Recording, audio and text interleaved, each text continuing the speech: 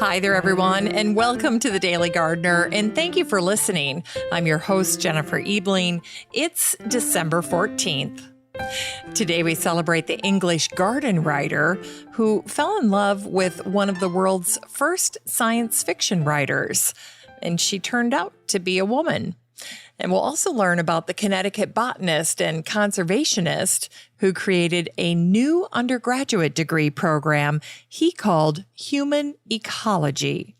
We'll hear a delightful interview with the month of December in today's poem, and we grow that garden library with a book that helps us turn our cupboards into our very own kitchen apothecary through recipes that help and heal us. And then we'll wrap things up with the state flower of Alabama, the camellia. But first, here's a quick reminder to head on over to the website for the show, thedailygardener.org, thedailygardener.org, where you can sign up for the Daily Gardener Friday newsletter. It's a free newsletter that I send out every single Friday in an email. You'll get a personal update from me, along with garden reminders, garden-inspired recipes, gifts, tips, and hacks, a list of all of the books that were featured on the show for the week, and exclusive updates regarding the show. Plus, each week, one lucky subscriber wins a book from the Grow That Garden Library bookshelf. So head on over to the website, and when you get there, you'll see a little graphic on the side that's got roses on it, and it'll say, Join the Daily Gardener Friday newsletter. Just click on that, and then you'll be good to go. In today's curated news, The Guardian shared an exciting article. It was called New Variety of Apple Discovered by Wiltshire Runner. There was a runner named Archie Thomas, and he stumbled across a solitary windfall fruit a few weeks ago, and they think that it could be a cross between a cultivated apple and a European crab apple. Very exciting development. It's a yellow apple. It looks fantastic. In any case, I'll look forward to hearing more about this discovery. And if you'd like to check out this article for yourself, all you need to do is go over to the Facebook group for the show, the Daily Gardener Community, and type in the word apple, and this post will pop up. That way you don't have to take any notes or search for links. So if you'd like to join the community, all you need to do is the next time you're on Facebook, just search for Daily Gardener Community, where you'd search for a friend and request to join. I'd love to meet you in the group. Here's today's brevities. Today is the anniversary of the death of the Scottish botanist, garden designer, and author John Claudius Loudon, who died on this day, December 14th, in 1843. A prolific garden writer and publisher, John coined the term arboretum. And there are two stories that I love to tell about John. One is his love story with his wife, Jane, and the other is a famous miscommunication that he had over some beech trees. Well, John's love story with his wife was made for movies. The two met when John insisted on meeting the fantastic new sci-fi author of a book named The Mummy by Henry Colburn. Well, when John went to meet with Henry, he discovered Henry was a nom de plume for Jane, and the two fell in love and married a year later. Now, the second story that I like to tell about John had to do with his letter to the Duke of Wellington. And what happens next is like a Shakespeare comedy.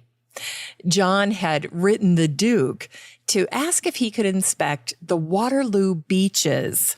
These gorgeous beech trees had been planted as a memorial to the Battle of Waterloo. Well, unfortunately, when the Duke got John's note, he misread the signature at the bottom of the letter. Instead of J.C. Loudon, the Duke mistakenly believed the note was from C.J. London, or the Bishop of London. Compounding this problem, the Duke misread the word beaches as breeches. And so the Duke thought that the Bishop of London wanted to inspect his pants. So the Duke wrote the bishop back saying, "My dear Bishop of London, it will always give me great pleasure to see you. Pray whenever it suits your convenience, whether I'm home or not. My servant will receive orders to show you so many pairs of breeches of mine as you wish. But why you should wish to inspect those that I wore at the Battle of Waterloo is quite beyond my comprehension."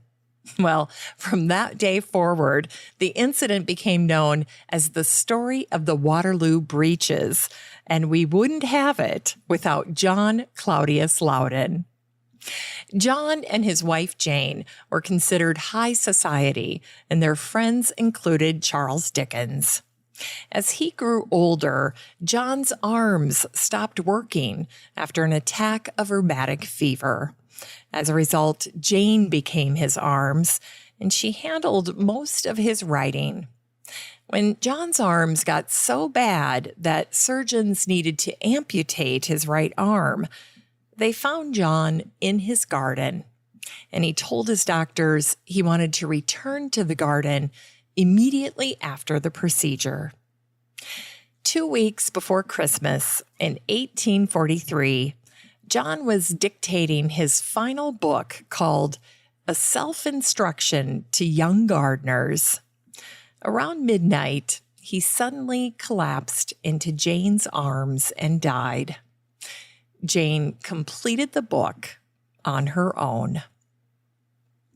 And today is the birthday of the American botanist and conservationist Richard Hale Goodwin, who was born on this day, December 14th, in 1910.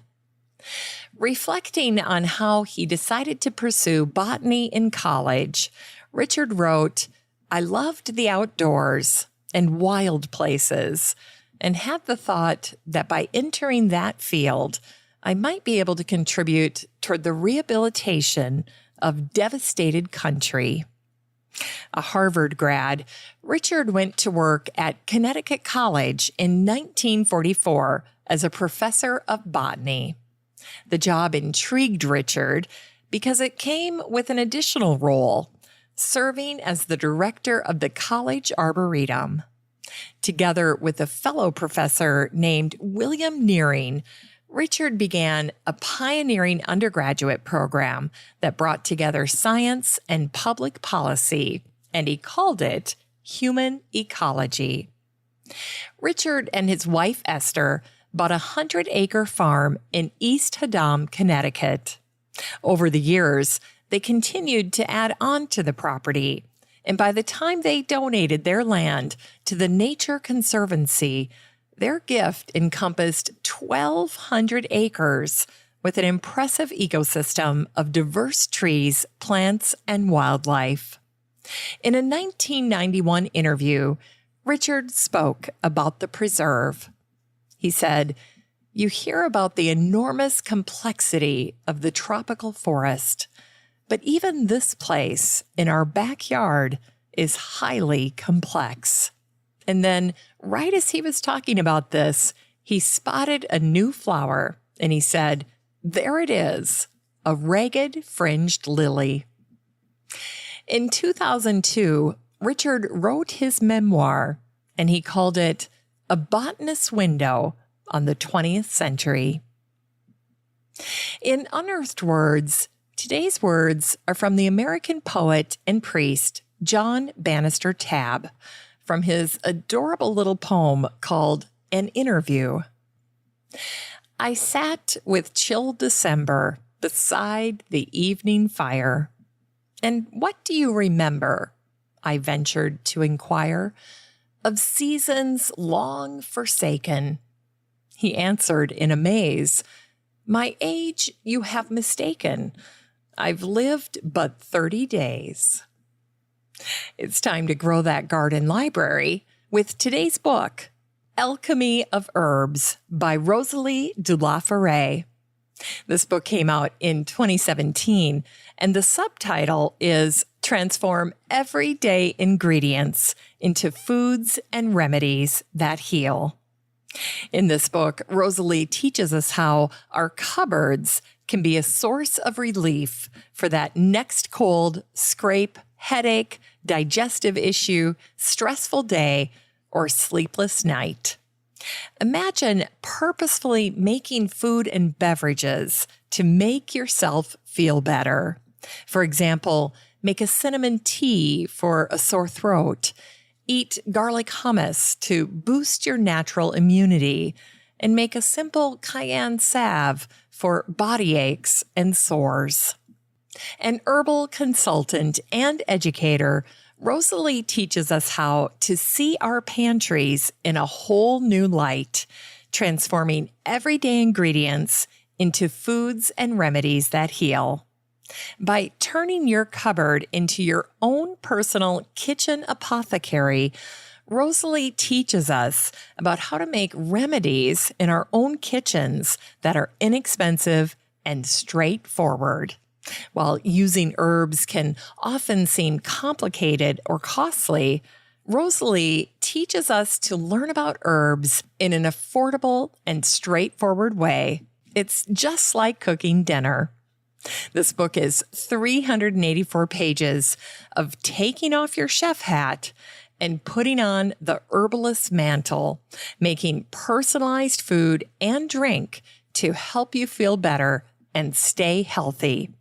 You can get a copy of Alchemy of Herbs by Rosalie de la Forêt and support the show using the Amazon link in today's show notes for around $18. Finally, here's something sweet to revive the little botanic spark in your heart. It was on this day, December 14th in 1819, that Alabama became the 22nd state to join the Union.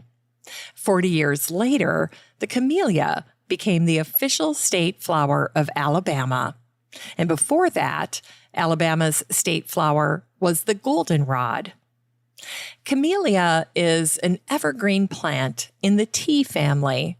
The flower size of camellias can range from 1 centimeter to dinner plate size.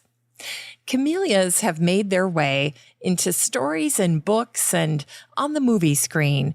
They symbolize love, affection, and admiration. In Harper Lee's 1961 Pulitzer Prize-winning novel To Kill a Mockingbird, which is set in Alabama, Mrs. DuBose's camellia is the snow-on-the-mountain camellia, also known as the white dove's camellia or the Mino-Yuku camellia.